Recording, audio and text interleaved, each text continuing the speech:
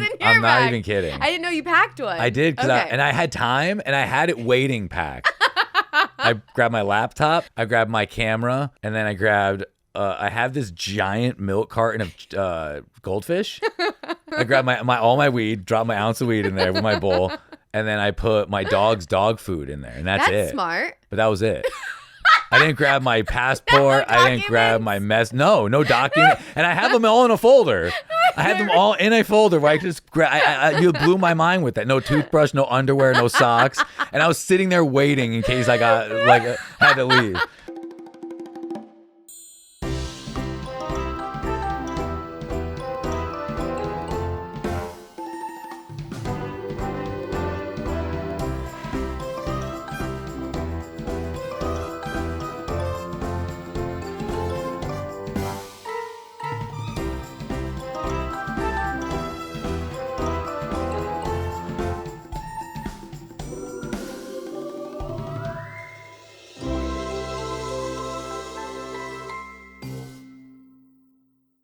Hello, and welcome back to Misery Loves Mandy, where comedians talk about miserable moments and whether or not they made them into jokes.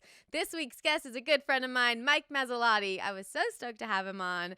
We first had to get it out of the way. We talked about the craziness that just happened here in LA and how we dealt with the fires, what was in his grab bag and what was in mine. They were very different.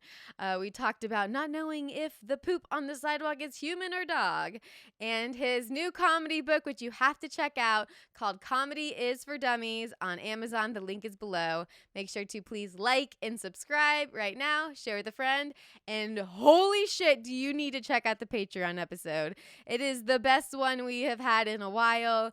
Bunk beds and needs are involved. All right, enjoy. I get so messy when I cut them, though. Like, I'm just like, it feels like brain and just like. And they show like the correct way to cut them online and stuff. What's the correct way? I don't know. Never. There's like these videos where people cut mangoes right, and I'm like, every time I get a mango, I'm like, I should watch one of those. And I just gnarly it up. Take like common sense of how can I eat this. Yeah. We're not sponsored by Liquid Death, so if you don't like it, please feel free to let us know. I'm chilling. I'm more annoyed because I got bit by a dog. What? And I broke up a dog fight.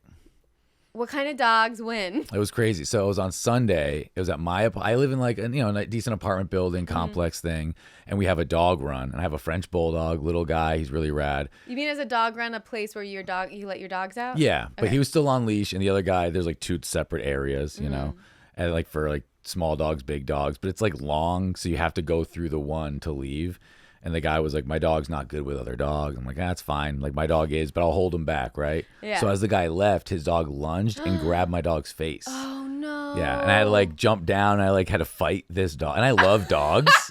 I like love dogs, So I'm fighting a dog, feeling bad, like trying to punch it in the face. But I'm like, You want to win, but not too bad. Yeah, you know what I mean? I want to stop him, but not hurt him. You know what I mean? Like, so I'm punching this dog, and then I start feeling like a bitch because I punched him hard, and he just didn't do anything. Like, I gave him everything I had. Like, the dog was strong. It was a strong dog. Yeah, he looked at me like, this ain't happening. So I grabbed his mouth, and I got my dog's face out. Oh, my God. And then that's when he bit me. So I have this Did you have to go get a shot or anything? Yeah. It sucked. It's been a whole thing.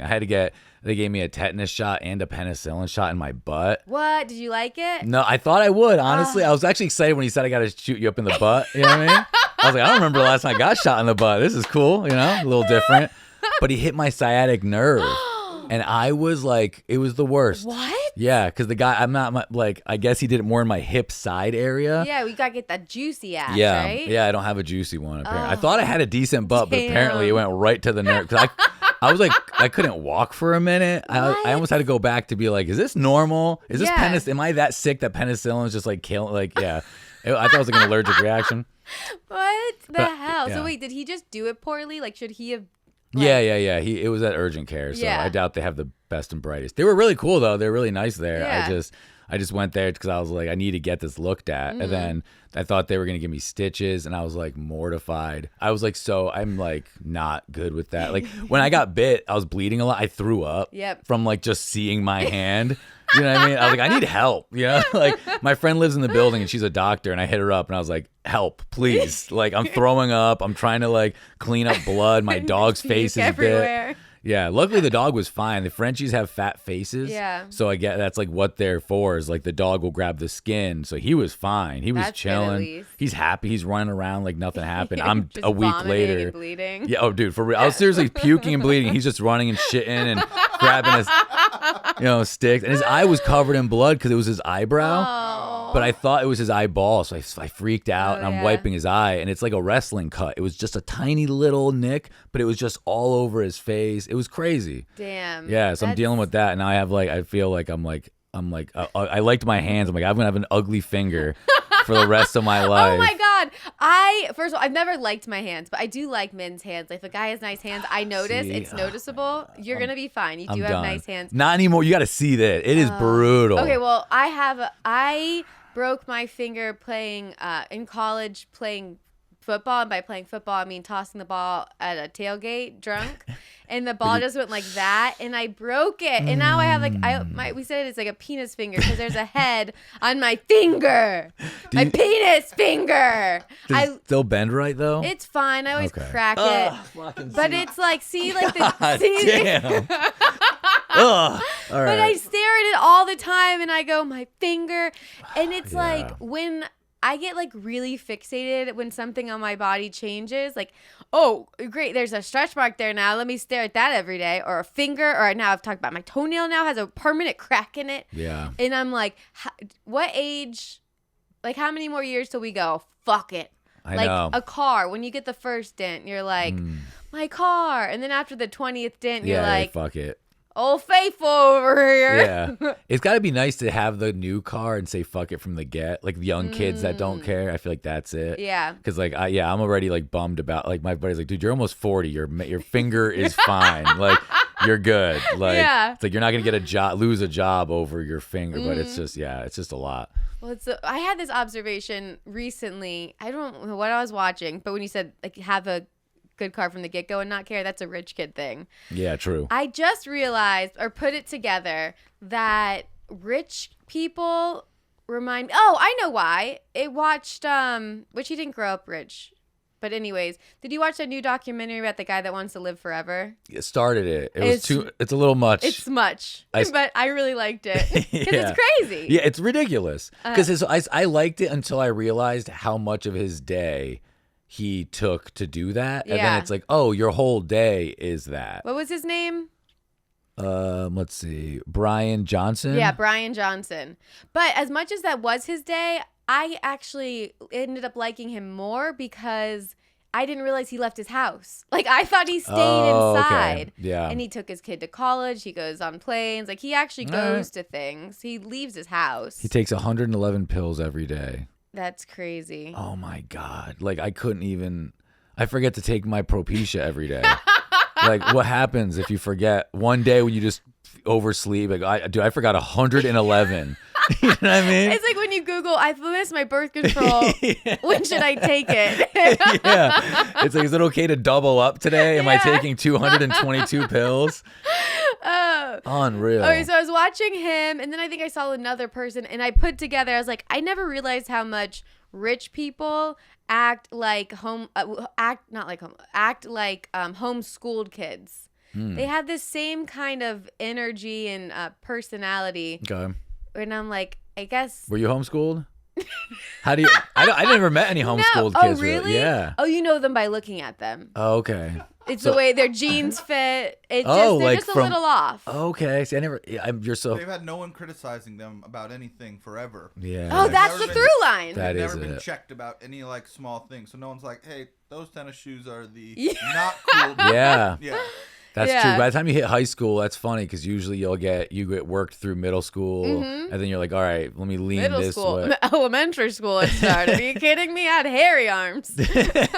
That shit started quick. Yeah, and you were Florida, right? Yeah. Yeah, I feel like East Coast. I don't know about like I feel like there's just more of a mean like it's fun, but there's a lot more ribbing. Like Yeah, for sure. when I was in Seattle and even out here, it feels like people are at least lean nicer. Like by me, it's like if I'm upstate New York, if you like somebody, you're just mean.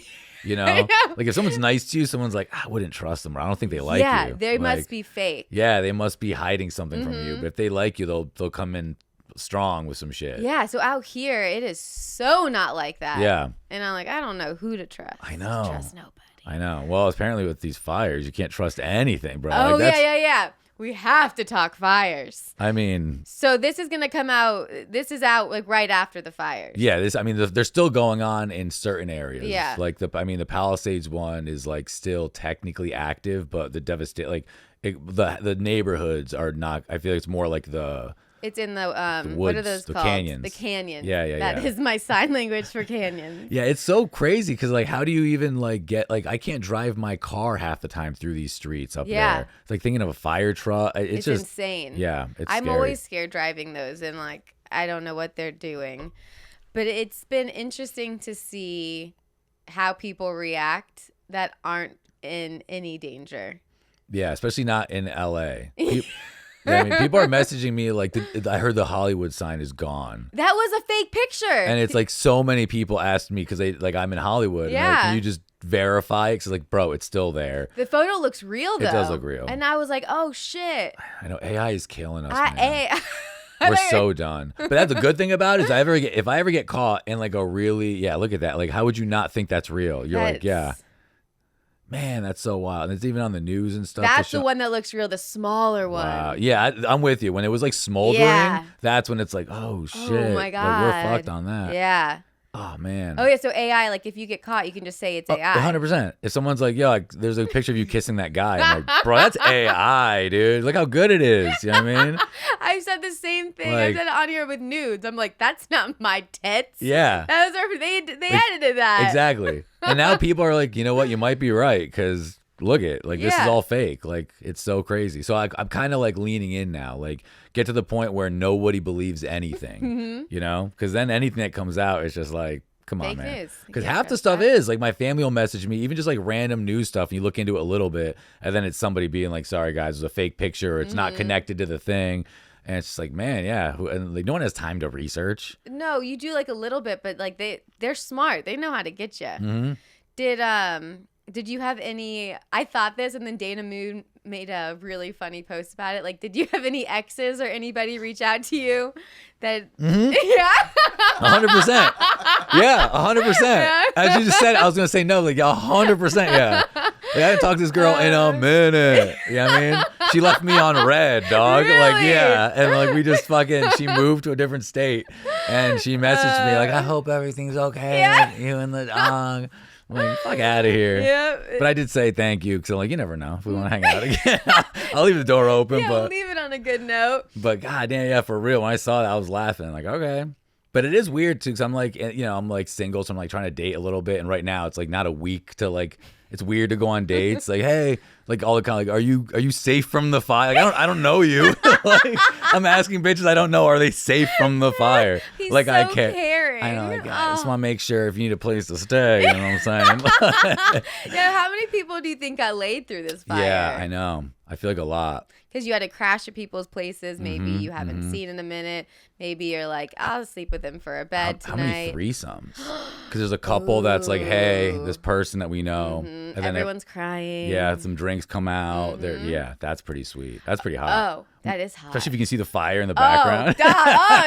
You know what's also hot? When those helicopter guys drop that water right on the fire, I'm like, I don't care what gender you are. That was fucking hot. I'm so with you. I was on the phone with my buddy, and I was like, ooh, he nailed that one. Because a couple guys missed a couple. I know, like, ew, get out of here, yeah, beta. small dick mother. Yeah, here. This motherfucker knows what he's doing. Yeah, it was really hot. Did you see that somebody flew a drone and it clipped one of the wings on the planes, and it's fine, but they had to land it and they couldn't fly it anymore. Oh my God, what an idiot! Right? So one of the planes that they had they had to like A just $30 million plane. yeah. No way. Isn't that ridiculous? Like, come on, guys. It was just funny because I'm saying that as the guy who You're like, I fly drones sometimes. I used to like years ago, and I've lost a couple just because they once they're up there, And they you hit have the wind. no idea what you're doing, how high it is. How I've hit power lines when you think you're nowhere near them.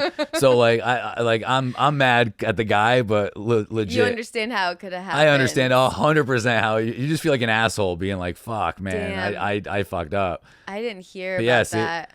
And it just and all you have to do is go through a piece of the wing, and they have to land it for the rest of the day to repair it. And now it's, hey, we're down one more thing. Ugh, it's so crazy. That's man. insane. Yeah, it's been really weird. I thought I might have heard from my ex because he used to live in LA and I didn't. So I'm like, wow, we've officially, I mean, I haven't talked to him in a long time, but I was like, if you were to hear from someone, this is the time for them to do it. Very true. Especially if he knows you're kind of near the stuff. Yeah. I mean, it's kind of everywhere. Did you have to evacuate?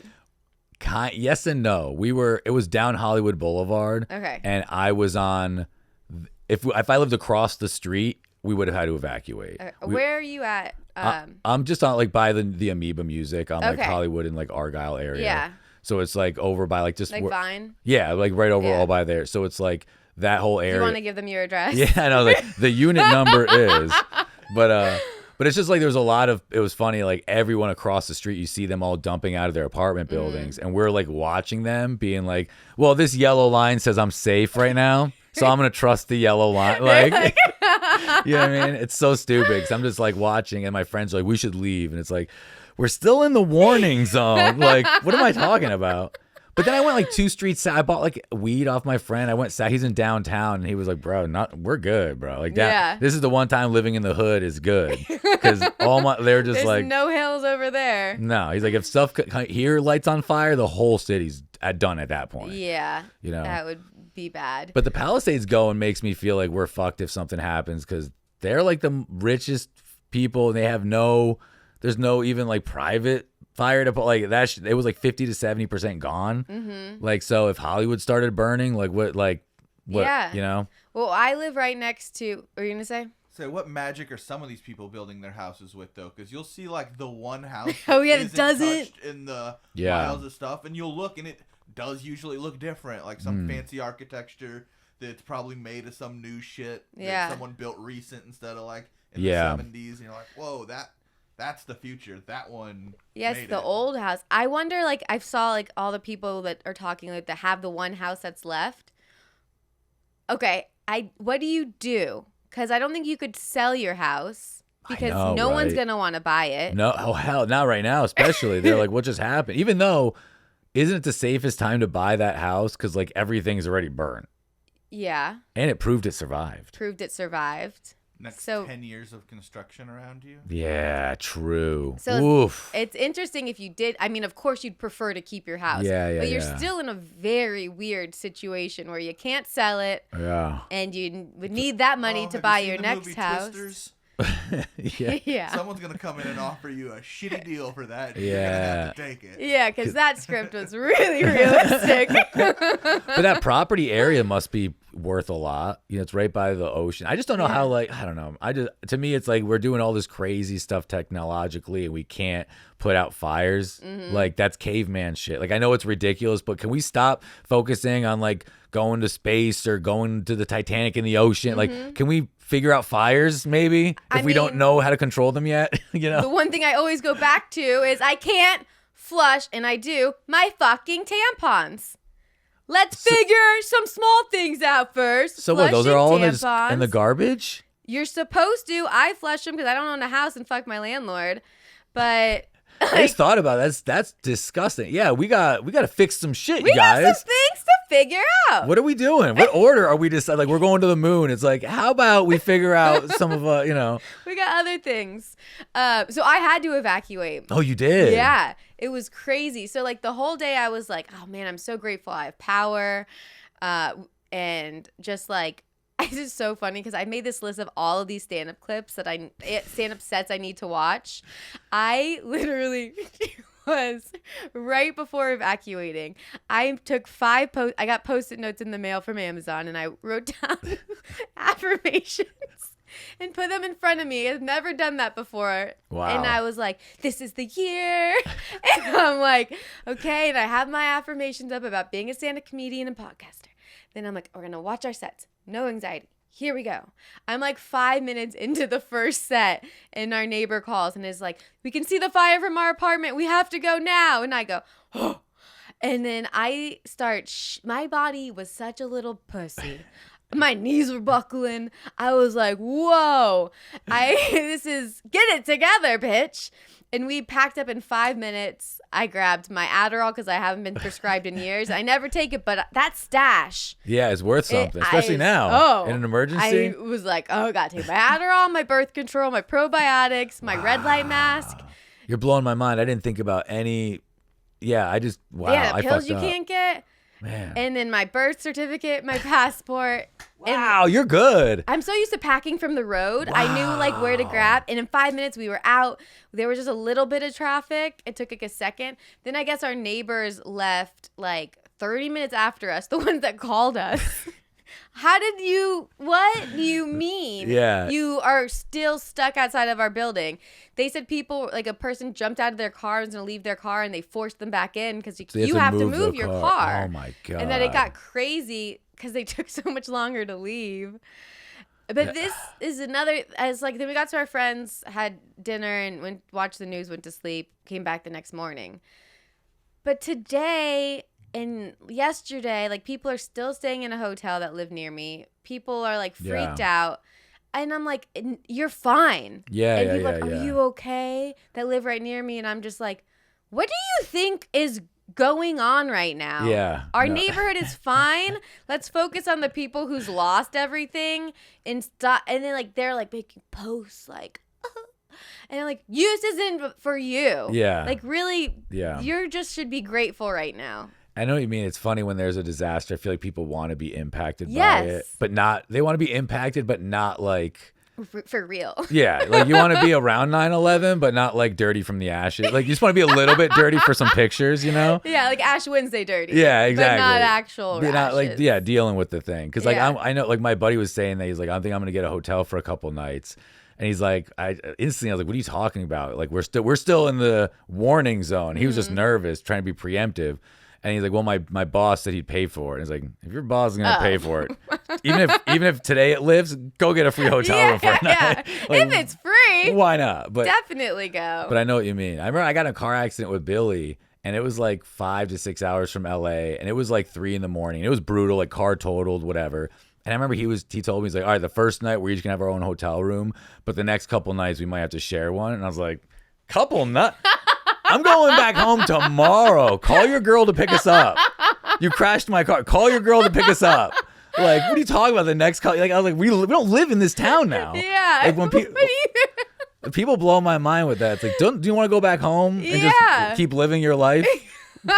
Literally, when he said that, I couldn't believe it. The next couple nights, we were gonna sit in, and it was like it was somewhere so middle of nowhere. It's like we're just gonna sit in a hotel room, just like waiting. What? Just man. Yeah, I was gonna say, I'm like, you just gotta move on. So everything in your neighborhood was fine because right, no like houses burned from nothing. That. Yeah, it was just the hills, I guess, on this side. Yeah, we got lucky. There was no wind, so they were able to nip this in the bud real quick. I think it reached like 42 acres. Yo, wow. So like overnight they were able to do it. I saw my buddy on the news. Really? Yeah. Well, he was walking by because they showed he was right by Runyon, and I used to live in his building, and it was his dog. I noticed because like everyone was blurry, and I was like, "That's Diamond." And I took a picture and sent it to him. I was like, "Is that you?" He's like, "It is me." It's like, this is awesome, bro. You're on the news. This is crazy, but. Yeah, it's so. I mean, the air quality is the more annoying thing. Yeah. I mean, everyone, even if you're not affected by the burning, now it's just like I don't know how. Like, I don't know. I'm like an idiot with that. It's like, so how bad is this? Same. I'm kind of confused. I'm just trying to stay indoors. Can I tell you what made me feel better? My friend goes to India and he goes, "This ain't nothing like India," and I was like, "All right, good. We ain't India." Okay. Like, if you're telling me this isn't as bad as downtown India and they're still surviving that. All right. I feel like I'll be all right. Then we're fine. Yeah. Matt's friend told him, he's like, I think I'm going to just like, the air quality is really bad. I think I'm going to go to Vegas for the weekend. Yeah. What are we talking about? What are people doing? This is so funny. They just want a vacation. Oh, yeah. I mean, I would if I could. You Yeah. know? It's like during COVID when everyone like went somewhere fun for like 6 months. It's like, I'm jealous. I So wanna jealous. do that. I didn't move. I Yeah. just stayed in my freaking apartment, just losing my mind. I actually liked the quarantine, but I was losing my mind in a good way. I got much data. Yeah, it's a lot of on the air quality. Yeah, I don't know. I think we're gonna just use common sense here. I feel bad because it's like make sure your air quality inside is good, and I'm just like hotboxing my apartment. Maybe because I don't want to open the windows. It's just dirty out there, so I'm just sitting there fucking ripping fucking bowls and like so stupid. Weed might cancel out any bad pollution or something. Yeah, I want the pollution my lungs are used to. Yeah, you know what I mean, like don't give me this other shit. I sometimes as I'm like not like a big smoker, like when we did like those weed shows together, and where you're sober the first half and smoke the second, and I got so fucked, and you were just another day, I another smoke day. a lot. And I wonder sometimes when I smoke, I think like if an emergency happens right now, I am so incapable of doing anything. That's so fun. I think of that every time I do like mushrooms or acid or something that's like gonna be a day. I instantly go into like adult mode. Like if something happens, can you handle it? It's like no. Like what are you talking about? I can't handle that. Yeah. But yeah, I know what you mean. It's weird. When I was a kid, I never thought anything about like could you handle being fucked. It's like no, you're just gonna have to handle me at this point. You know, like I will be a burden. Yeah, I will suck to be around. It might be funny, but I will use your resources fast. Please record me because it will be be really funny, but you will hate me. So everything's good though with you, and do you have pets and stuff? No, it was really easy. Okay. We just packed a bag and went. I feel like I did so bad packing my bag. Can I tell you what was in mine? What was in your I'm not bag? even kidding. I didn't know you packed one. I did because I had time and I had it waiting packed. I grabbed my laptop because it fit easily in there. Oh, I grabbed my laptop too. Okay. I grabbed my camera. I grabbed my camera too. Okay, like I have a nice, decent camera. I used to film like sets, so I was like, all right, I'm gonna grab that. And then I grabbed. I have this giant milk carton of goldfish, so I shoved that in my bag. Why did I think real goldfish for a second? Whoa, Mandy! I grabbed all my weed, dropped my ounce of weed in there with my bowl, and then I put my dog's dog food in there, and that's it. That's smart. But that was it. I didn't grab my passport. I didn't grab my no document. And I have them all in a folder. I have them all in a folder where I could just grab. You blew my mind with that. No toothbrush, no underwear, no socks. And I was sitting there waiting in case I had to leave. You know how terrible that would be if someone saw my bag and they're like, that's it? Like, what, did you have to leave in a rush? Like, goldfish and dog food and weed. Yeah, it's like, bro, no, I had hours. I had hours. And this is the best I did. Well, I'm glad we talked about this. Yeah, I'm going to go prepare. The winds are picking up the Yeah. next couple of days. We got to repack. Even like with the winds picking up, are you like, should I pack more? Should I be more prepared? Yeah, I'm actually, I learned something I thought was like a genius thing is like, you know, people will put on the outside of their houses, like if you have a pet. Like, hey, I have a pet inside, so for rescue workers to know to help them. Yeah. Once you evacuate, write evacuated on that sticker. So then a rescue worker's not running around your fucking apartment helping a dog that's not there. Yeah. And I heard that, and it was just like instantly like, oh, that's genius. Because you want to help, you know, everything's so fast. Yeah. Like, so that's save the time for them to go to someone who is still in there. Yeah, but now I'm going to literally make a to-go bag that's like my passport. For sure. Like, why would I not? It's so stupid. I brought condoms. I literally brought condoms. Oh, my God. I literally have goldfish and condoms, man. He really had that fire threesome on his mind. Yeah, he did. You never know. You could still make it happen. Yeah. That's so funny. Man, you're prepared. Oh. And you had like no time and you were on 5 minutes. You got to give yourself credit for your brain to go that smart. I actually was pretty proud of myself. Good for you. Good for you. Man. One of the two of you doesn't smoke weed. I'm like, I need goldfish. And it's giant. It took up like half my bag. It's that giant milk carton. It's so big. So funny. It was just so unnecessary. God. After this, we'll go home. We'll repack. Yeah. And, Repack. Part of me, that like lazy part of me, wants to be like, you're fine. Yeah. But then I'm like, don't be dumb. Just keep the bag packed. Yeah, I'm with you. I get that. Someone just needs to like remind me how easily it can be bad. Like I wasn't going to get a tetanus shot when I got bit by the dog. And I was like, I don't need a tetanus shot. And then I looked up, like my friend was like, it can paralyze you if the dog has tetanus. Oh, I was really? Like, yeah.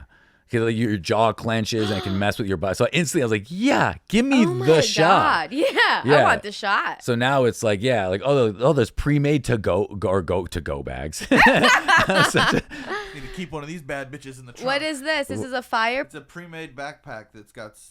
That's got genius. Tent, it's got food. It's got wow. Window breakers. How much is that? Radio. They got them of all $100 and prices, something $100. bucks. That's not bad. That's not bad. And I bet how many of these you think are just selling out right now? How many of them have goldfish though? Yeah, true. I was actually thinking, is there a compartment for my goldfish? I bought people these gifts for Christmas. You did? Did you really? Not this year. That would have been real tight. But, I randomly got my Grammy always sends a box of random ass gifts. Mm-hmm. Luckily now that check is added, so you're like, the gifts aren't bad when you have the money Yeah. attached. But this year there was a fire blanket in it. Wow. I didn't use it. Because you just kind of would just leave. But I was like, that is weird timing. Yeah. Like this year to get a fire blanket. I found out that 95% of the fires out here are man-made. Isn't that crazy? Yeah. Because someone was saying, like, with the hurricanes in different states and stuff, or the tornado, like, you deal with, that's all Mother Nature. But all the fires we're dealing with are, like, man-made. And they call it an arsonist. I know. It's crazy. Are you serious right now? Like, some dude's lighting, it's like... I really, people online were getting mad that people were saying that. But there was the first 4 fires. And I go, okay, I thought that was normal. Then when the Sunset Fire, the Studio City Fire, there was like a little Studio one City one was up. crazy because there's like 2 houses went down. Just like mansions. Yeah. Okay. I know, like... We know how the movie industry works. One minute you're on top, the other minute last year's news. Yeah, whatever. Like, I need to get... I have fire coverage, but they're not up here yet. And then, did the person do that for insurance money? I don't know. But my mind was racing. Mm-hmm. It's definitely weird. But it is weird to think that, like, even if you did so much burned down, you're probably not going to get that money. Like, the insurance companies are like, what are they going to even do? I don't know how it works. Yeah. Government bailout. Why can't the government ever do a bailout for something that's like for people that don't have money? I'm not saying don't help the people that, because it still, sucks. It's brutal. I don't care if you're rich or poor. But, like, well, I don't know. When shit happens, did the government bail out Katrina? All those people that lost their shit, did everyone like get how? I'm pretty sure they're still not doing well in Hurricane Katrina, and like the government didn't rebuild that entire city. I don't even know what a government bailout is. I'm just assuming that they give you money.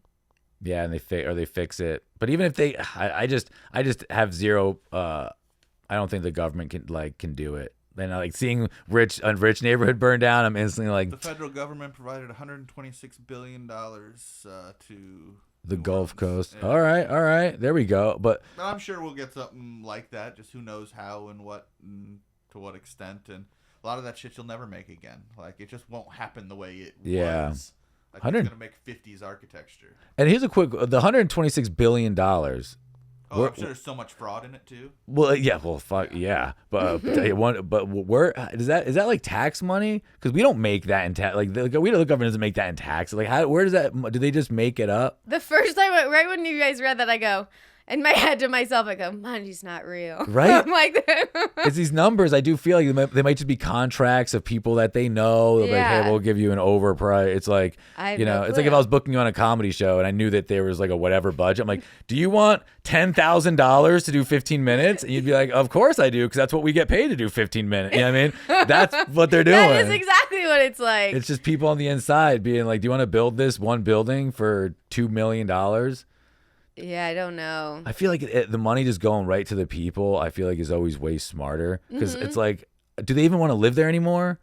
That's what I'm saying. I don't think anyone's that could or for a while want to. Yeah, it's brutal. You're going to put up with that. It's like, just give them money and let them move somewhere else. And, I don't know. Also, then I was talking to a friend. I was like, if they rebuilt their house, you're still now living do you want to stay in an area that's a fire zone? And it's like how, like, the memories of what, that's tough. PTSD, like, crazy. Are you kidding me? I'm not going to want to be around that. Mm-hmm. Like, yeah, I'd move somewhere wet. You know what I'm saying? I'd move somewhere wet, dog. Very, very wet. Tons of rain where they're all going to Seattle or Hawaii or something. Oh, yeah. Yeah, I don't know. Well, Maui burned down. Oh, God. Remember? Seattle it is. Seattle. London. Man. Yeah. But but I mean, LA is tough. It'll rebuild, and it's just gonna, But your point, it's gonna be, even the building. If it starts today, it's like how long until all that's like even the materials for it. We've already not had.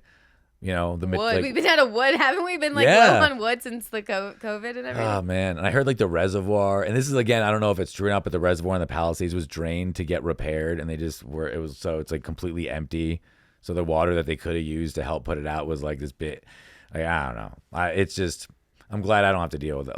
Or I'm not the one making those decisions, because there's people mad about people cutting funding and stuff. And it's like, nobody would. I get it, because it's like, but if this didn't happen, then that might have felt smart. You just never know. Yeah, I'm just like, stay out of all of it. I'm gonna just pray for everybody. That I don't pray, but pray for everybody. Isn't that funny? Isn't it? There should be a term for people that don't pray, but we mean pray. Yeah, hope the best. Hope. Maybe. That just doesn't sound the same. What's a one word instead of pray? Yeah, you're Good right. vibes, bro. Good vibes. See, there's I know what you mean, because I want to send out prayers for people. I'm like, I'm not going to pray for you. But I hope that everything works. But hope, you're right. Hope sounds like it doesn't work a little. Hope. Yeah, I'm hoping I get famous. Yeah, exactly. Yeah, let's hope that this works. But praying that I get famous, I feel like I'll be famous. You're connecting. Yeah. They're like, we're talking about famous, we're talking about fires. Fucking narcissistic bitch.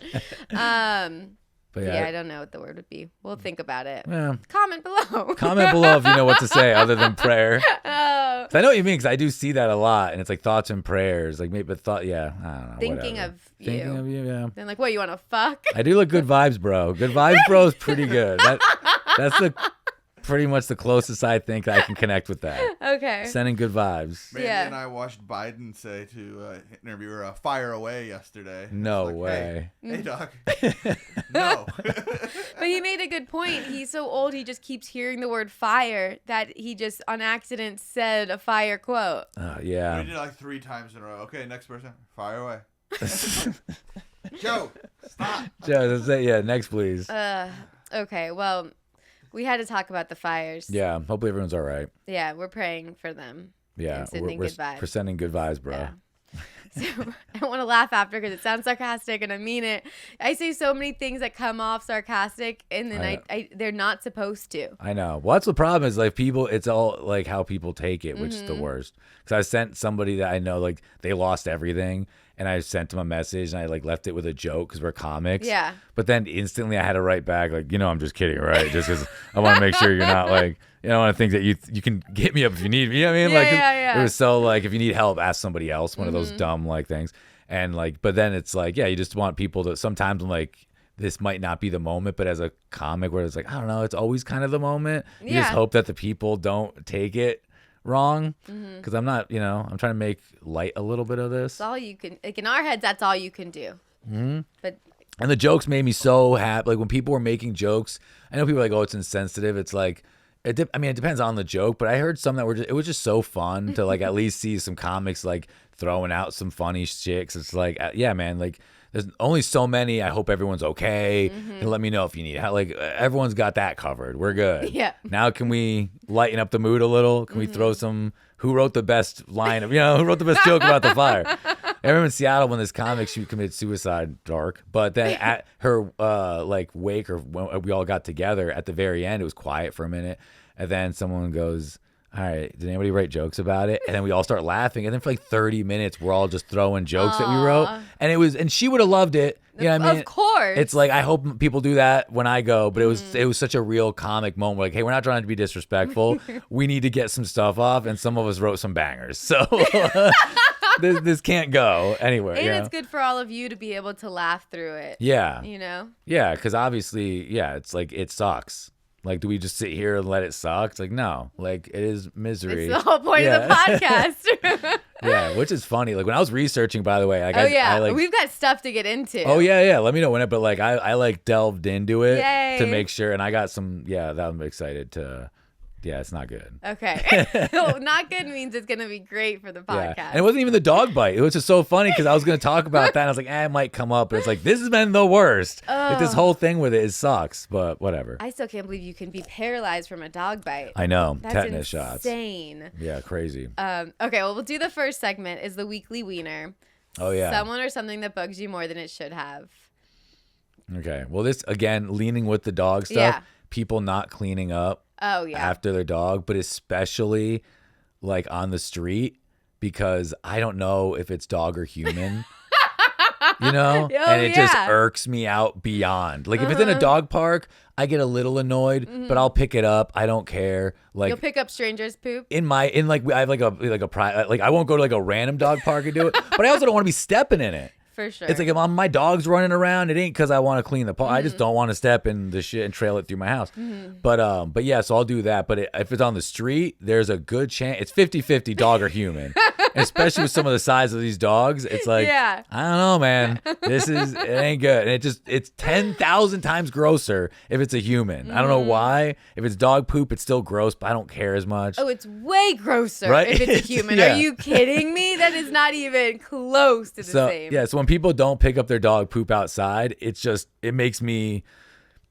different level of piss. Cause I'm like, I think that it just makes me think it could be human poop. And it like, don't do that to me, man. Just don't do that to me, bro. I'd rather have you stick a flag in it that says dog poop if you're not going to pick it up.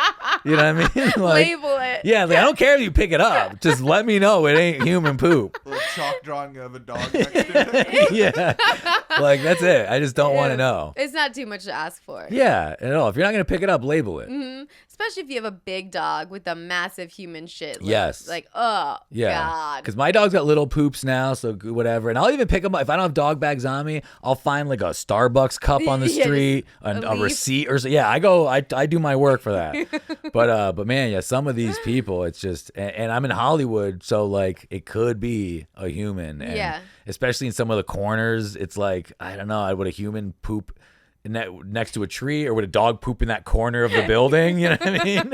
Like against the dumpster. I don't know. You can't trust it. Yeah. No poop to be trusted. That's a good one. Yeah. Anytime there's a hand railing or support, it's kind of a giveaway. Yeah. Yeah, that's true. That's true. So yeah, if your dog's pooping on the street, I don't care if you clean it up, just label it. Just let me know for some way that that's not human poop. Yeah. That's it.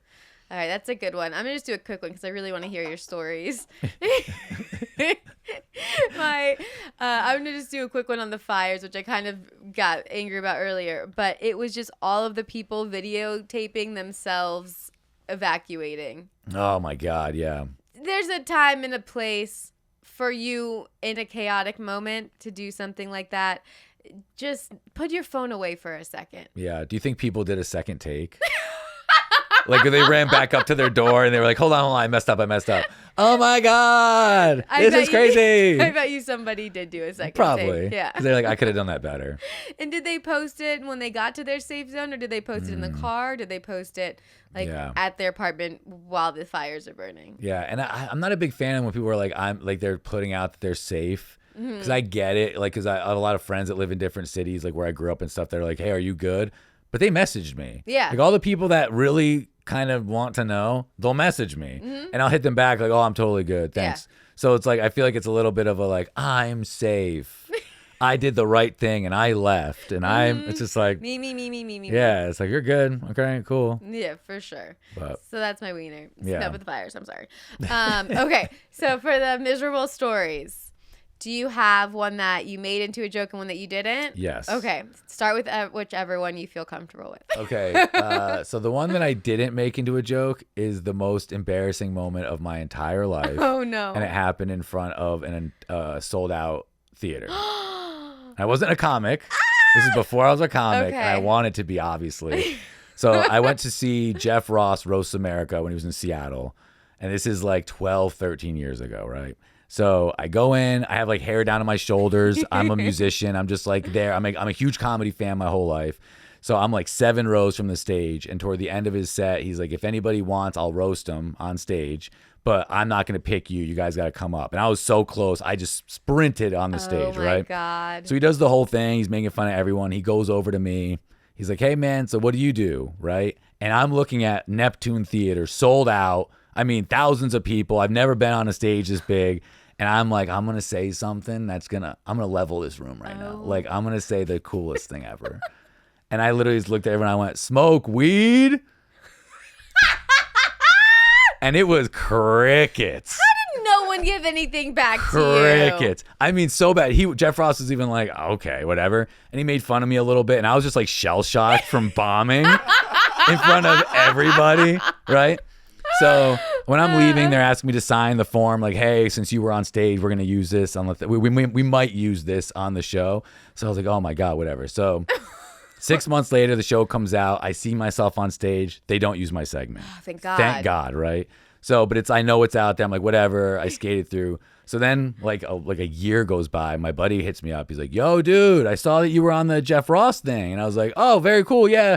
I mean, it was fun, but they didn't use my segment. But he saw me on stage. He goes, oh, no. On the DVD, they have everyone uncut. So every segment is full. And we watched it. Smoke weed, bro? And so if you get the Jeff Ross Roast America DVD, I'm on the Seattle one before I did comedy, trying to just kill and bombing. Like, he was mad at me, just like, what are you doing? Like, he kind of gave me a look like, what? Yeah. Like, why you... I do this. You don't do this. You know what I mean? It was the most embarrassing thing ever. But you know what? The audience should have given you something. How weren't there some stoners in the crowd that were like, yeah? Like, how was no one? I mean, crickets. I think the whole crowd knew I was trying to be cool. Like, it was just when someone wants it so bad. It just came off wrong. Woo, man, it was so bad. And it was like, yeah. And the fact that it's out there on, well, thank God wax. it's a DVD. Yes, thank you. And luckily, I don't think like the whole thing. He did one tour of it, and it never like popped super hard, but like it is there, and you can find it. Oh man! Yeah, and I bought it because after he told me that, I bought it. I was like, "You gotta be kidding me!" So I bought it, and I saw it, and I was like under my covers watching it. Yeah, the Jeff Ross Roast America. That like he was wearing that. Yeah, there was that tour. When you watched it back, was it as bad as you remember? Worse? The same? It was horrible. It was so bad. It was so bad. Cause at that point, I was starting to do comedy a little bit. I was like 1 or 2 years in, and I was like, I would have done everything so different. Like, what am I talking about? Hey, maybe it's good that you got that out of the way. Man. Before you even started. Yeah, but that's it. That's a really good one. I tried to make it into a joke, but it was never, you know what I mean? Yeah. Like, and I followed Jeff Ross recently at the Improv, and I should have told that story because he bumped me a little bit, and it was the end of the show, and everyone was tired, and I was like, I just tried to go in with like jokes and like ate shit. So I was man, that would have been good. I know. Next Go time. out on stage and go smoke weed. Wait, what? Are you that guy?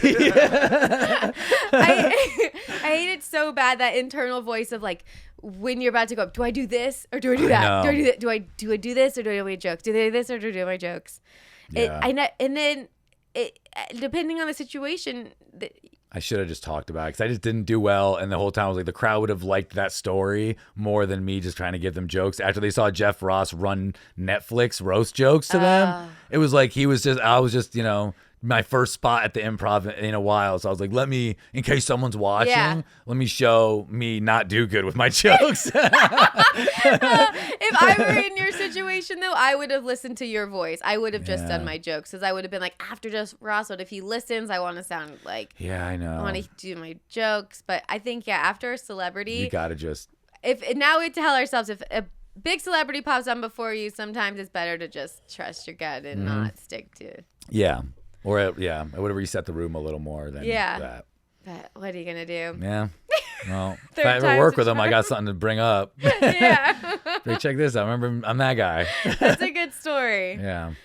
You'll have like a good comeback story. You'll be like, this is now. That was then. Yeah. I know. Hopefully. Yeah. I mean, hopefully it's not like I go back to the Neptune and then I eat it. You know what I mean? No. Don't tell him the story before he bombed. Tell him after the show. Yeah. End it with that story. You know? Oh, man. During your set at the Improv, were you still talking to your head, being like, should I bring it up still? Or because I was bombing so tough. I was like, and then in my head, it's like, well, I think it's too fat past that. Like they would be like, wait, what? Mm-hmm. Why are you should have said that when you came out. Like, why are you bringing you're bringing him up now because you're doing so bad? Now you got to bring up Jeff Ross because you're doing bad. You know what I mean? Like, man. Because if I was crushing, I would have just stuck with my jokes. Yeah. Yeah. Oh man. All right. That's a good one though. That is a miserable moment. Yeah, it was terrible. Whew. Yeah. But then the one I made into a joke is actually, it's really like, I mean, it's like a callback closer, like the joke thing, whatever. But basically the idea is when I was a kid, my mom, when I was the youngest of four, kind of, they didn't give up, when it was my turn to be, but growing up, but they were like way less strict. They were a lot older. So like my mom she wanted to make sure I didn't smoke cigarettes. So she would just smell my hands. If they smelled like cigarettes, she'd smack me. And I was like, all right, whatever. So basically I remember like I went on a date with this girl and we just hung out, went to the movies, like a big group of us. And I'm not doing the joke, but the punches of the joke are basically like, we were like making out, and I was like, that's sex for me at that point. Like I never did anything more than that. That was it. And then she was a little bit older than me and more experienced because she grabbed my hand, she put it down her pants. So the idea is like, I don't know what I'm doing. I'm just trying. Like I know I'm bombed. Like I'm not doing well. She smacks my hand away, and then like that's that. So then I leave the theater. I call my dad to give me a ride home. I was like, yo, this is crazy. I just want to go to bed. I see my mom in the kitchen. She's just like, yo. Oh, no. How was your night? I was like, it was fine. She's like, real quick before you go to bed, did you smoke any cigarettes tonight? And then that's like the big like, oh, yeah. And that really happened. That's like, crazy. That was a real story. Like, and my mom was like, I said, no, you can't smell my hand. She's like, I knew what you smoked. Like, you're a liar. Like, you're going to get in trouble. And I was like, no, I didn't smoke. I swear I didn't smoke. You know what I mean? And then she grabbed my hand and she like, whoop, right to her. And we locked eyes. And she never checked ever again. That was the last time. Yeah. And I remember I did that joke when I was like kind of newer. And it bombed so hard once. 'Cause I was like 3 or 4 years in. I didn't really know how to do the punches or whatever. And it scared, like I didn't do the joke for a year and a half. And then one of my friends my mom brought it up to me. And she goes, do you still do that joke about when I smelled your hand? And I was like, oh yeah, I was so dirty and I'm trying to be a little bit cleaner. And she's like, I was really funny. And then I was like, yeah, I might bring it back. And now it's like my freaking closer. That's awesome when a joke could be like re-brought back and works. Yeah. It's hard to bring a joke back sometimes. Yeah. But that whole story was like a legit, like I got caught, whatever. But yeah, but it works as a joke. But I try to make the Jeff Ross, some things, it's like when something bad happens, like I got detained like twice at the border with weed and stuff. And like instantly I was like, I can make this funny. You know what I mean? Like that's the first thing while I'm detained, I'm looking around like, all right, there's something here. There's a joke in it. You know what I mean? I always do that. Isn't that fun? Isn't that weird? Which is kind of nice about being where we are is the worst something happens in the moment. I can realize this is going to be good. Like let it play out. This sucks right now. This really sucks. It's going to be pretty funny. I know. That's what I always say on here. I'm like, most people just have to live with it. Yeah. We get to juice it. Yeah, we get to make some like money. Possibly. Yeah. We got a good enough story. Hell yeah. The first time I was arrested for drugs, when I was in the back of the squad car, he was playing Keep on Rocking in the Free World. And I had to ask him, does he do this for everybody or is this random? Oh, that's great. I've never been arrested for drugs, but lame. Have you been arrested? I had cops call my mom because okay. of being blacked out as a little girl. Oh man, yeah. But I'm very grateful out of all of the times I've blacked out, really good at blacking out, that I have not ever done anything crazy. So good. I don't know how. I mean, yeah, good for you. I never drank enough to really black out. I don't think I ever have. I've thrown up like crazy on a miserable night, but I've never like time traveled and woke up like, whoa. What You're happened? so lucky. Yeah, it is the worst. You're like, what did I do last night? Don't tell me. Just nobody tell me. I love that joke though. That's a good one. I like that your mom also brought it up. Yeah, she's so cool. She's like awesome. There's like stuff I have that I don't talk about now in my set because it's a little too personal for her. And she tells me right away, she's like, you can talk about whatever. And it's like, I don't. Like her and dad, there's certain jokes I'll write. And it's like, nah. My dad would say it's cool, but he'd get all butthurt, Yeah. My mom would legit just be like, that's awesome. But I still don't want to do it. But if you don't feel like it's okay to do, then I think that's where you could draw the line. Yeah, I can write other stuff. Yeah. You said that you didn't want to do dirty. This is like a whole thing all of the time. I lean towards dirty, not on purpose. But now everything I'm writing, it never starts dirty. I don't know how it gets there. But we'll see what happens these days. But what made you want to do less dirty? Because you did a dry bar special, which is all as like clean squeak. as clean could be. I got in trouble for saying, "Oh my God," on the special. Like people were writing like he's blasphemous. I was like, "Oh my God, what are you talking about?" Like that's how, guys listening, that's how clean dry bar is. Crazy. It's ridiculous. So when did you think you wanted to do more clean I jokes? didn't. I never wanted to be. I'm like just a regular, like I'm from like upstate New York. I just talk like a little bit more brash in general. I swear a lot. Like whatever. So when I moved to Seattle to play music, and then a couple years in my band, we just broke up. So I started doing stand up, and then it was like, I guess I was way too brash for Seattle, and I just wasn't getting any love. Because they had like more hipster, clean hipster. Yeah. Energy? They're super like liberal, and I lean all that way. I know that's one reason I moved there, but like I don't act very that way. Yeah. Like, you know what I mean? Like I'll agree with y'all on your stuff, but I act, you know, I want to have fun. You know what I mean? Like it ain't fun what you guys are doing. So But yeah, but I would never get booked on anything, and it was like it felt like everything was run. There was stuff that they called like there was this place called the Comedy Womb, like a womb, and it was a female friendly but not female focused mic, and you couldn't talk about. It was just like, I mean, I would change my jokes to where if I was ever like my girlfriend was like the bad one, I would change it to where I'm the bad one, and the joke would murder. It was all like that kind of stuff. I get it. I can totally see what you're talking about. But like, so I grew up in this area where like these random mics will pop, like, oh, they have womb rules at that mic. And you're like, oh my God, like when can you even run like a regular joke? Yeah. So I just leaned into just, all right, well, I'm just going to write clean, funny stuff because you can't. And like, I look this way. So a lot of people think I'm going to be dirty anyway. Yeah. And like, so I just stayed away from anything dirty just because it would help me get booked and do spots on clubs and stuff. And then as now I'm just like you know, I just write whatever, but I still do. I try to lean cleaner because I feel like it's just harder.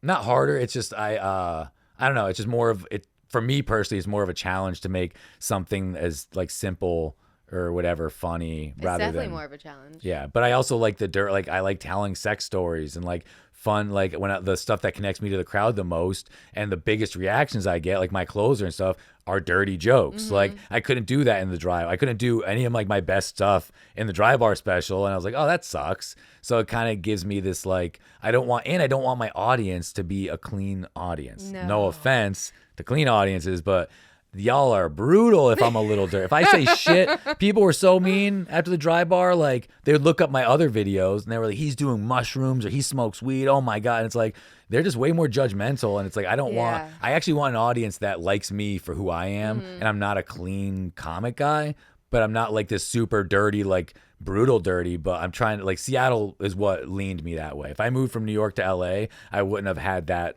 clean hump first because it was just really just being a straight white guy in Seattle with piercings and shit, like you're not gonna get booked. It was brutal. So it was like I need to do this to like survive. As lame as that is. You had to pivot. Yeah. You had no choice. Yeah. And then it worked. And then now I'm like I can just talk regular, and I don't think I'm dirty at all, but I do swear and talk about sex. But like to me, a dirty comic, there's like, you know, like dudes that like Big J Okerson or something that's like dirty. He has a joke about the toilet paper in a girl's crotch. That joke really paranoid me for a while. That's what I'm saying. Like when I hear dirty comics, I'm like, oh, you guys don't even know what dirty is. Yeah. Like us telling sex jokes ain't dirty. Same. That's what I think. I'm like I feel like I'm like lighthearted dirty. Yeah, there's people that are there's raunchy. Yes. And then there's dirty. Exactly. And people I don't think get those levels because raunchy is like the shit that'll make like a regular person, like a construction worker will blush over some of the stuff.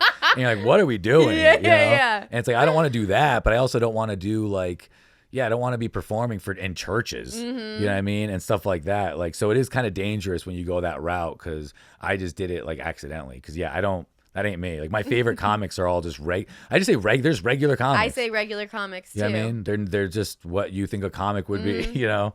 I mean, most of the top comics are regular comics. Yes. It's a mix. That's why dry bar would be hard. Like, I don't want my whole set to be dirty. I don't want my whole set to be clean. Yes. You want a nice variety. Mm-hmm. Or else it's just like, oh, okay. Yeah, especially if you're doing like 45 to an hour, like they have like the ebbs and flows. Like you can't just hit raunchy the full hour. I mean, maybe, but like I feel like you need different, you know, whatever. So, but unless it's just hitting the same thing over and over again. Yeah, and it's fun when you're a little dirty.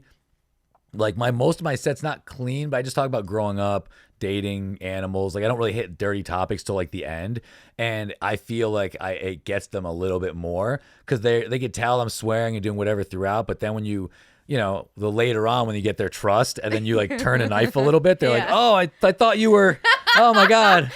Yeah, exactly. But then when you make them laugh after, they're good. But like, I like that too, where I can lean in with that. But yeah, I don't know. To me, I don't really think, I don't know about you. I don't like when something pops in my head, I write it down and then I just try to work that. But I don't ever try to pop stuff in my head. You never. know? Yeah. I like one thing I say I've never had a problem with.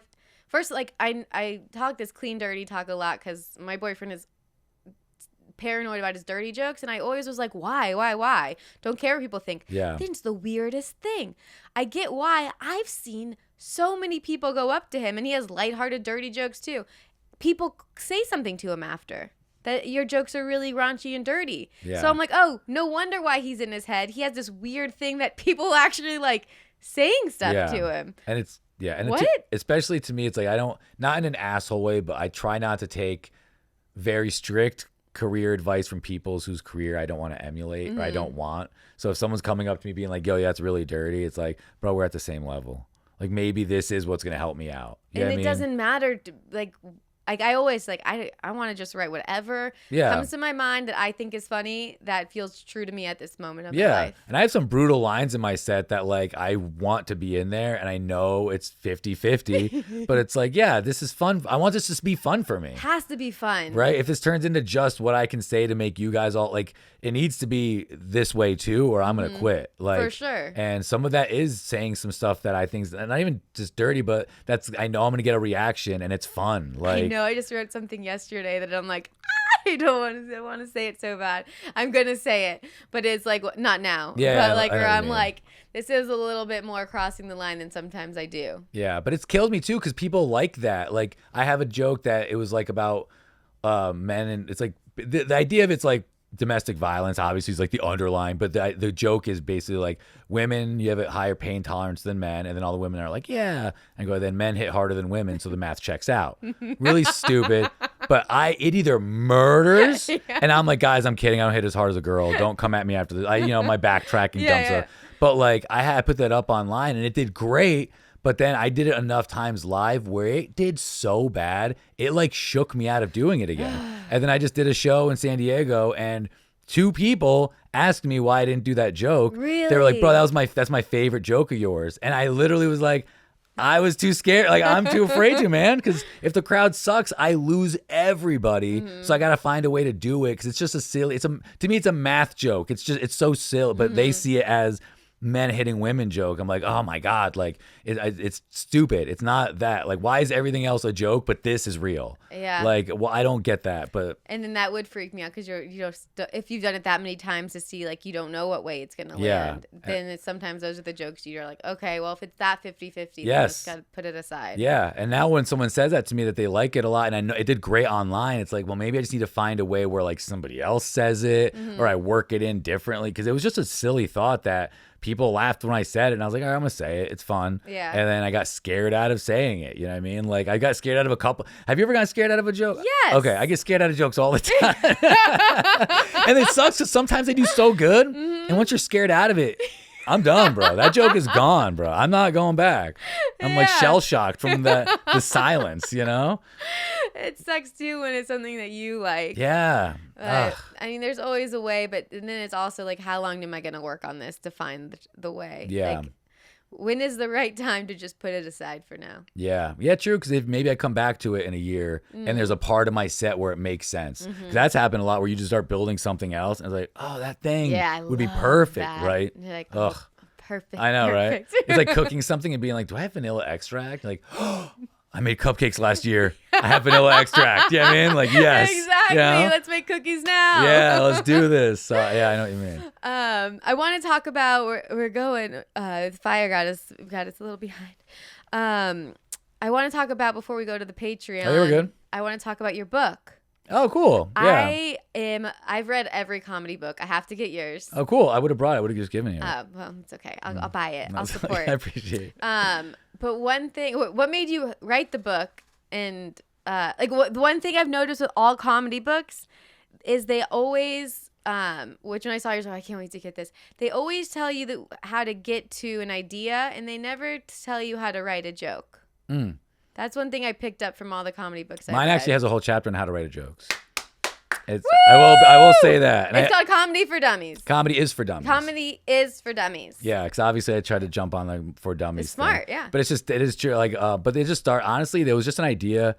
I just like doing projects, and I didn't think I could ever do that. So I gave myself like, just the goal of like, all right, I just want to write this. I had no idea how to start it, what to do. So literally it was like, all right, what was the first thing you remember? It was like, it was a dark red, like whatever. And I just started writing.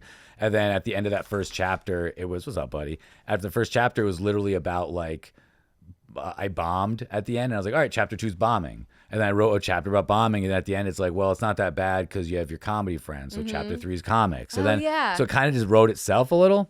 And then it was like set. I wrote it like years ago and stuff. And like, I never like cared like to like do stuff with it. Like I kept trying, there's no ending really I had. So then I actually like, as time went by and more of my life happened, I just kept adding to the book. And at some point it's like, you need to put this out or it's just going to never end, And then the through line was more of it was a decade of me doing stand up. Like I was 10 years in when I put it out. But what's up, buddy? Come here, bud. I love dogs. This is the best. Wrigley. Wrigley, come here. Wrigley, go to Mike. Come say hi to me. Oh, you're like the sweetest Stark Black. Hi, buddy. Oh my goodness. This is the best way to advertise a book. I'm so stoked. You have no idea. I wish the world just had dogs everywhere. That's why I'm so mad that I got bit. I was like, how would you do this to me, man? As a dog lover. It's like, you have no idea how much I love you, bro. But yeah, it was honestly just I wanted to try to prove to myself I could do it.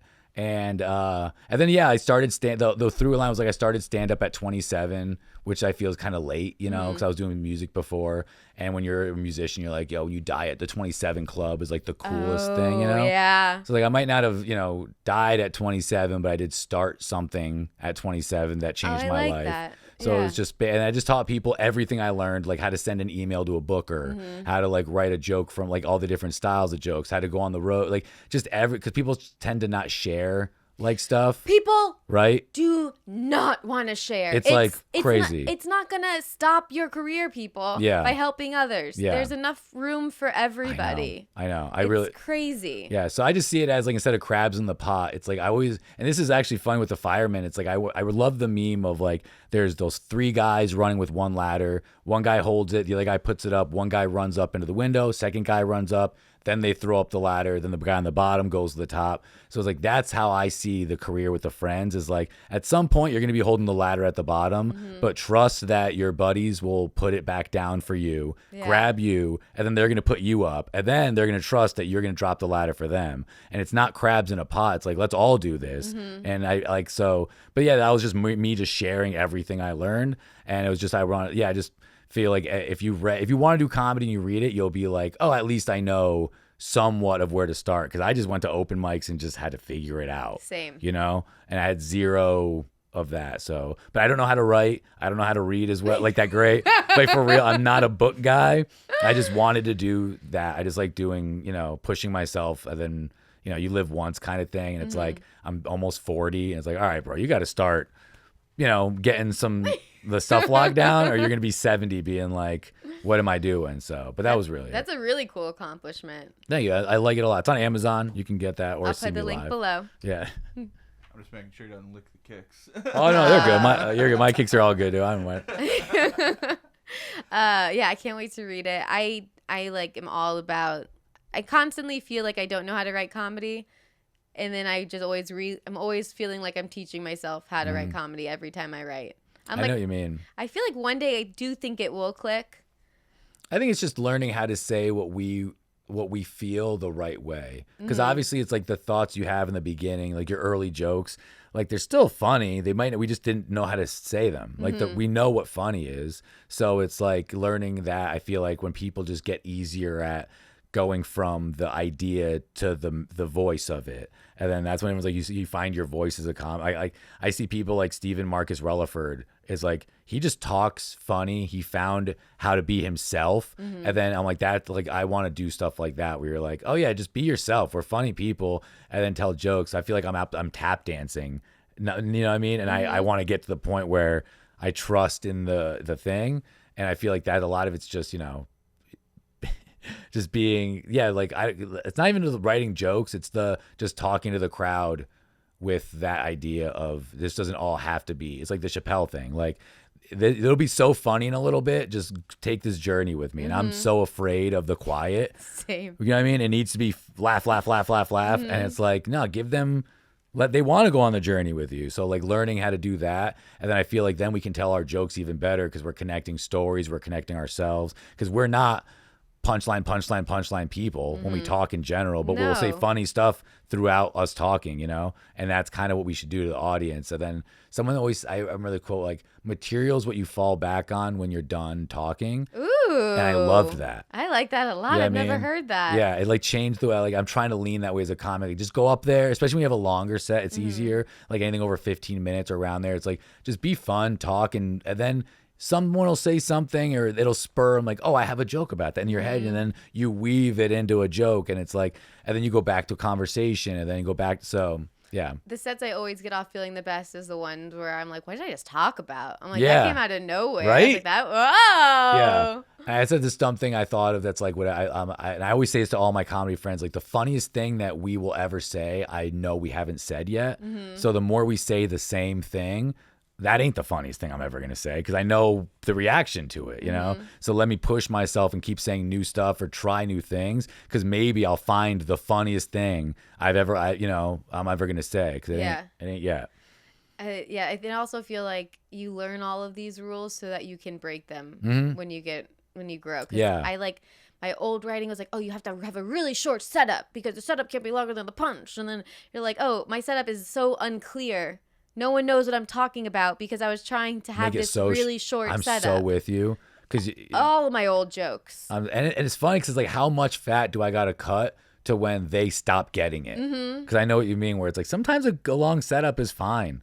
Like someone taught me like an interesting, if it's not funny, just make it interesting. Like I don't like someone told me a line about some guy walked in to buy, it was a Nick DiPaolo joke, I think. Because there was a comedy agent told me about the thing.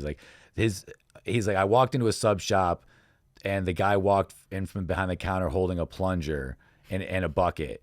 And it's like right away, I'm like, you're kind of, it's not fun. It's not a joke, but like, how's a way I can at least say my setup in a way that people are like, all right, keep going. I want to hear what he's going to say next. So even if it's not funny, I'm trying to even change some of the wording to like, how can I make this to where you still want to stay in? Yeah. And I've heard it before and someone else just starts a joke and you're like, all right, I do want to hear about this. Keep going, you know? That's a really good way to look at it because also everyone's attention spans are so short. They're even at a club and you still have to like remember that this is not easy for them to pay attention to you right now. They're sitting down staring at you and they're still struggling. Like, let's make them not think about everything wrong going in their life right now. That's our job. Yeah, but all right, well, I'll read it. You guys have to read it. That's exciting. Appreciate it. Is there anything you would like to plug? Me and let's see. I have a true crime podcast called Dark Travelers. Okay. Oh, Mom, you listening up? She loves true crime. So it's more I made a map. It's called the True Crime Travel Map, and it has like a website and stuff. And it's basically on Google where I have like it's like thousands of locations of real crime scenes because when I travel, I like to go visit them. And there's not a map that has like them all. So I made it. So if you go to True Crime, I think it's truecrimetravelmap.com. I think it's still on there. I don't know if I paid for the version. It's one of those things where like if it unlinks, you're like, you got to be kidding me. But it's just whenever I'm on the road, I just want to go visit spots, and I feel like other people like that too. So then the map will just show you where the spots are. Then you click on it, it'll give you like a Wikipedia on like what happened. Oh yeah, I unlinked it. Goddamn. Well, it'll be linked back soon. That's smart though. I'm surprised there's not that. Like that's clever. Everyone loves true crime. Yeah, there's maps that have some of it, but not like I'm just gathering everything I find and putting it on one. And it's on Google, so when you search that, whatever. And then I started, me and Stephen Marcus Relaford, we have a comedy. We're doing like sketches and like podcasts and stuff, and we haven't we're like releasing them. Like, this will be out, it'll be done, but it's called Unseen Fresh. And it's me and Steven just doing a bunch of comedy stuff together. That's fun. Yeah. It's good when you find a partner that gets stuff done too, because that's like one of the hardest things out in LA. Yep. Yeah. No, for real. Like I kept asking people, like little by little, they'll put the feelers out, and then he just kept messaging me back like a lot. That's what you want. Exactly. To the point where now it was like, it wasn't annoying, but he was like, "Can we do something today? Do you want to work today?" Like, all right, that's the guy. That is the guy. Yeah, I want to work with. And then so wonderful. Yeah. Oh, I can't wait to check it out too. Yeah, I'm stoked. We have some fun stuff we already filmed, and it'll be cool. We'll definitely have you on. We're gonna try to just collab with a bunch of people and stuff. And then I'd love to. Very cool. All right, thank you so much. No problem. Thank you guys for listening, and keep it going and go to Patreon right now. Okay, bye.